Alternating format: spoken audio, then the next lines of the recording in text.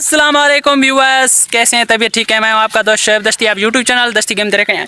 आज बहुत बड़े आर्टिस्ट मिलने वाले हैं जो महंगाई के क्या कहते हैं, हाँ, महंगाई से तंग आकर उन्होंने साइकिल ले लिया है। उनसे हम इंटरव्यू लेते हैं, जो हमारे यूट्यूब के बहुत बड़े आर्टिस्ट हैं, तो उनसे इंटरव्यू वगैरह लेते हैं। तो आ रहे हैं भाई साहब, हमारे आर्टिस्ट आ गए साइकिल पर।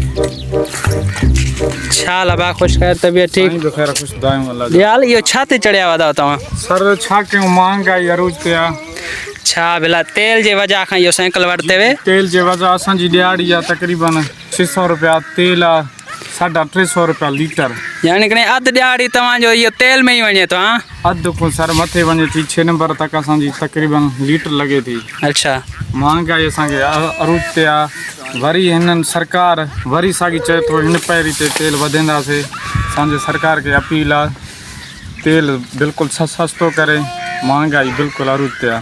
हाणे अचां साइकिलां वरिता आहिनि, ॾिसूं अॻिते छा थींदो। तव्हांजे साइकिल जो असां रिव्यू कयूं साईं। अबा हिननि भाउ साइकिल वरितो आहे जेको महंगाई खां तंग अचे, ऐं काकड़ साहब सां अपील करे थो त महंगाई ऐं पेट्रोल खे थोरो घटि कयो वञे, ईअं न साईं? ईअं बिल्कुलु साईं।